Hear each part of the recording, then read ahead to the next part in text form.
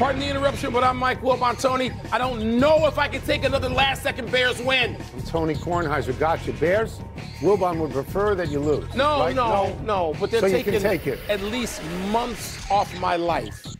Well, Every week, it's the same game. But Northwestern did the same thing, except Northwestern lost. Tough weekend. So, yeah. I needed a split. Are you checking out soon? I just want to know. I needed a split. You got a split. You're okay. Homicide. Welcome to PTI, boys and girls. In today's episode, the Rams and Eagles post big wins. The Bills top the Bucs, and the Bears come back again. But we begin today with the Denver Broncos beating their arch rivals, the Kansas City Chiefs, yesterday, 22-19 on a last-second field goal. Denver is now 9-2. Kansas City is now 5-5, and this is the latest in the season. The Chiefs have been 500 since before Patrick Mahomes became their starter. Wilbon, what does this result say to you about each team? Tony, this was a big swing game because I expected the Chiefs to win. I kept waiting on Mahomes to have a moment that eclipsed Denver, and it didn't come. And as I did say Friday, Denver's tough at home. Just like Kansas City's tough at home. Denver is a better team right now. I don't know if they'll be that in February. They're a better team right now.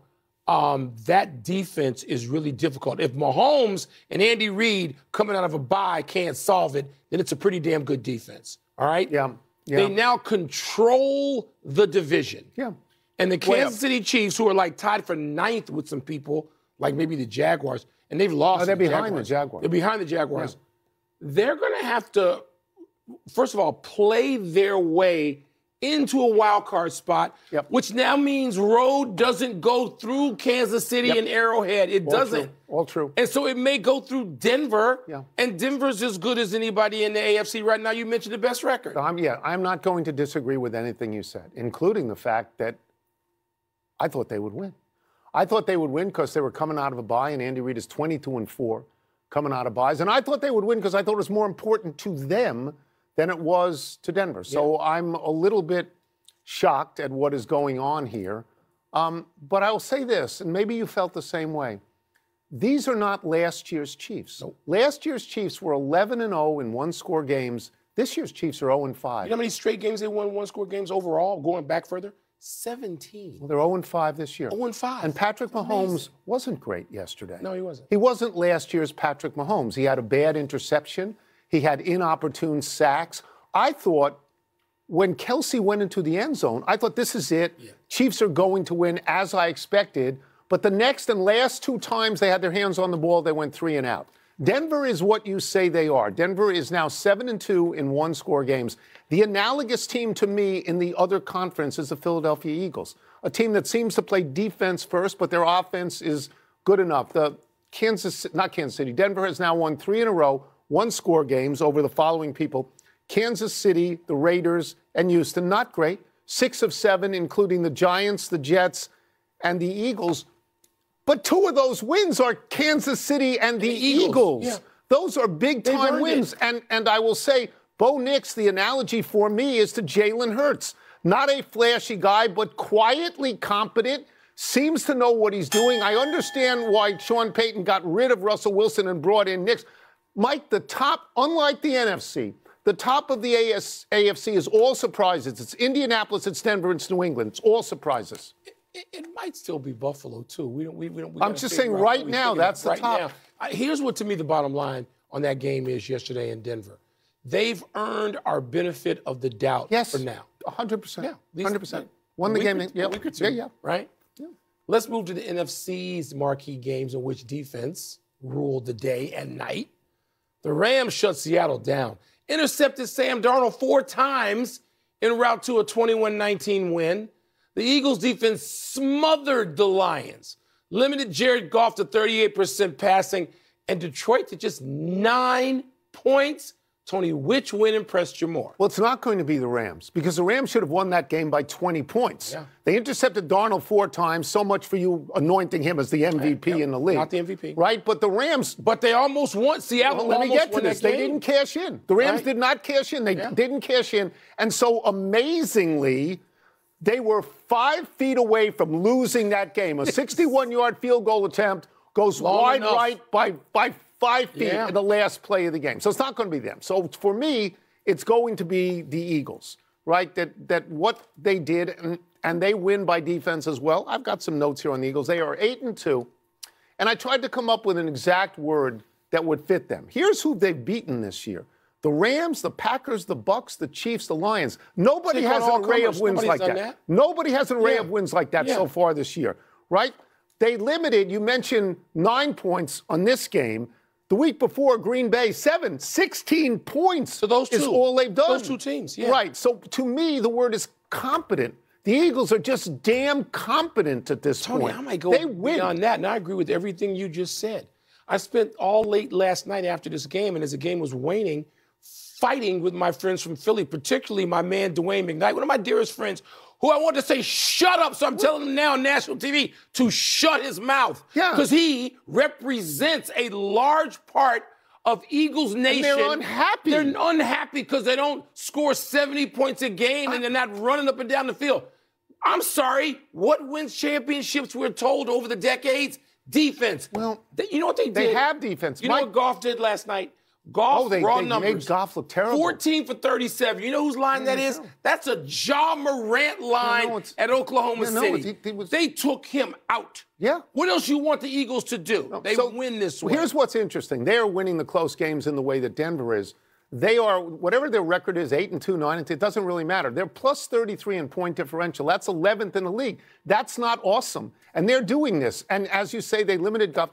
I would say that right now, they are, without question, the number one seed in the NFC because they've beaten the Rams. One. So they're right. One. So if you are in Philadelphia, thank God they've stopped saying fire Nick Sirianni. They've won 24 of their last 27, including something we call the Super Bowl. So what more do you want? We've reached the time, sadly. I'm not saying they're great, but they're there's good. So much just discussion, and there's so much media that people just have to say something, no matter how stupid it is. And no matter how just uninformed it is, 24-3, and they've beaten all comers. They're the champ. They've welcomed whomever, home or road, and taken them out. And people want more. With good defenses, this was a bad week for Darnold and Goff. It was a bad week for them. Yeah. And they were in the discussion. Yeah. We will stay with the NFL here and talk about a couple of 7-3 teams, one of which is a complete surprise. The Bills beat Tampa Bay yesterday in a fabulous shootout, 44-32. Josh Allen personally accounted for 6 touchdowns and a fantasy football score of about 6 million. And your Bears might beat Minnesota on a last-second field goal, beat them on the road in division. Well, but of course, this question comes to you, being a Bears fan. Which 7-3 team do you think more highly of? This isn't close. It's Buffalo. Oh, come on, have some Buffalo guts. Has a win. Have some guts. Pick the Bears. Pick the Bears. City. See, here's what I do. I watch the Bears every snap, like you watch the Nats. I do love the Nats. Except the Bears having a little better season than the Nats. That's right. And I'm thrilled to win these games, even though you know, because you're on the phone with me, late in the fourth quarter. How does this go every week? So angry. I want to fire everybody. And bench Offensive coordinators want to fire everybody. Until the last play of the game. Yeah. And they win. Yeah. Start the Commanders, field goal, last play of the game. Yeah. Raiders, block field goal, last play of the game. This is what they do. God bless them. I'm not going to complain. You beat the bad teams that are in front of you. And Joe Gibbs said something I know you and I agree with. We learned from it. We don't agree. It's Joe Gibbs. He said you win first, then you get good. Yeah. And I keep hoping that for the Bears, but they're not Buffalo.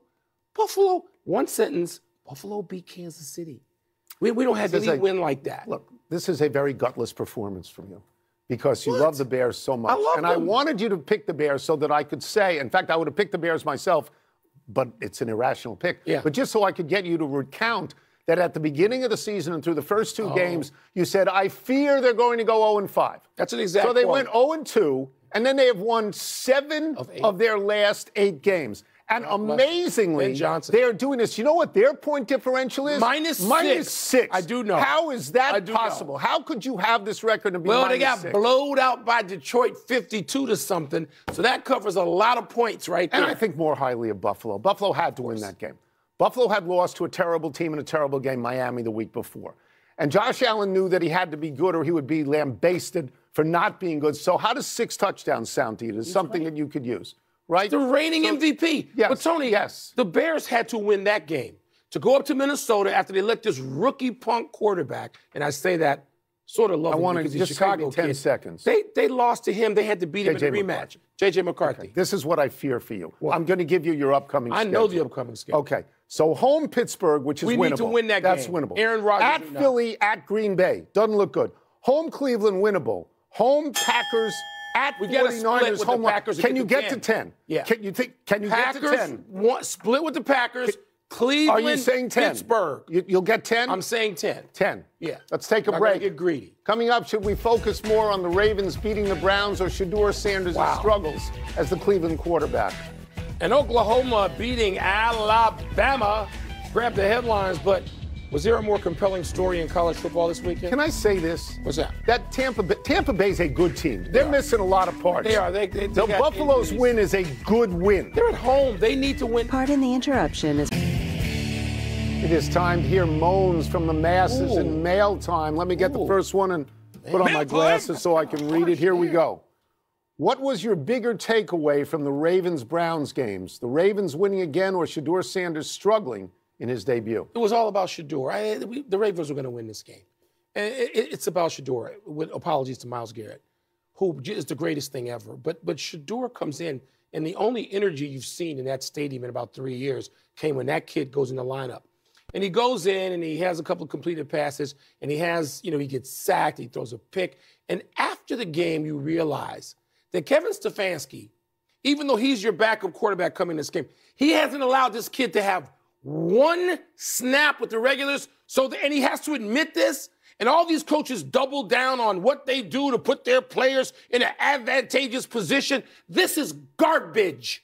And by the way, let me go back and rip Dan Campbell for having his quarterback, and he calls the plays now, Goff, throw it 37 times with Gibbs and Montgomery. That's bad coaching in a one-score game with those guys. I don't want to hear it. And by the way, the officiating in that game was garbage too. So let's not forget any of that. Okay. But Shedeur, what is his coach doing to him? Let me make sure.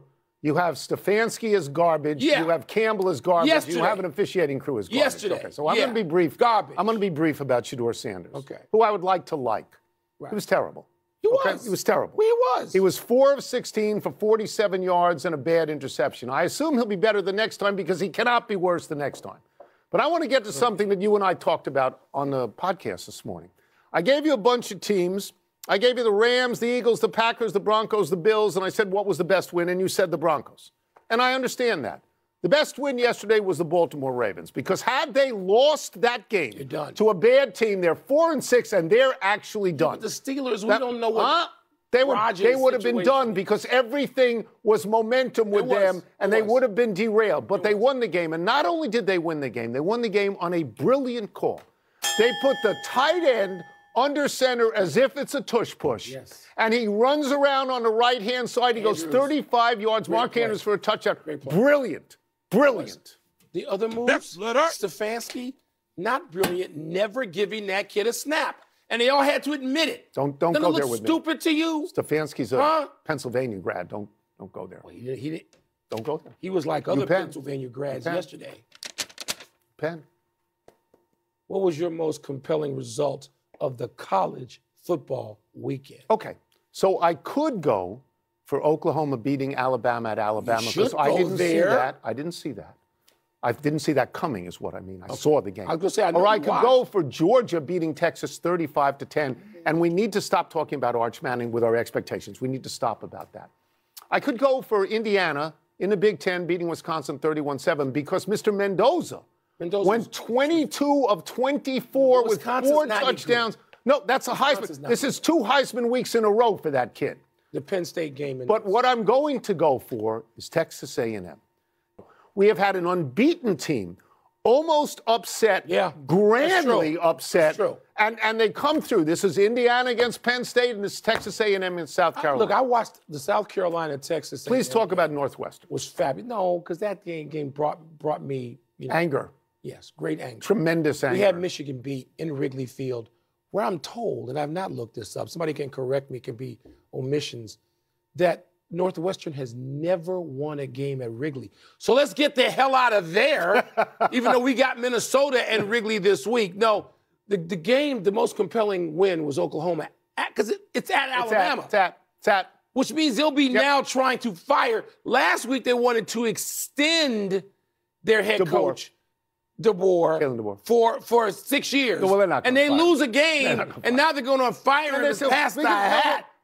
They're still in the running for the playoffs. I know, but now they got no margin for error. That's right.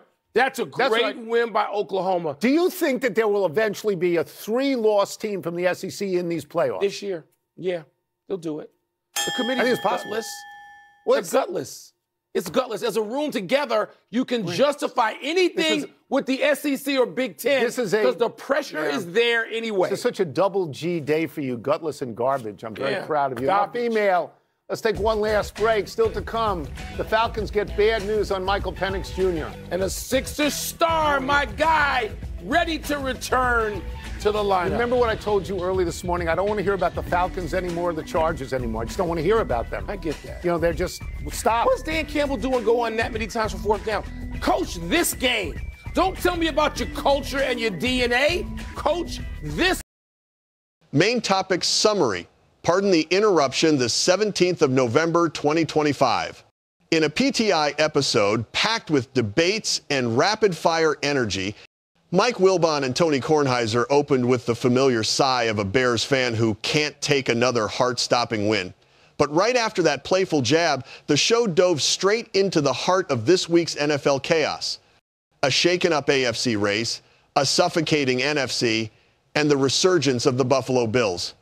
The Denver Broncos delivered the biggest shock of all, a 22-19 win over the Kansas City Chiefs on a last-second field goal, pushing Denver to 9-2 and making Mahomes look like an outlier in a season where the Chiefs have slid to 5-5 for the first time since pre-Mahomes days.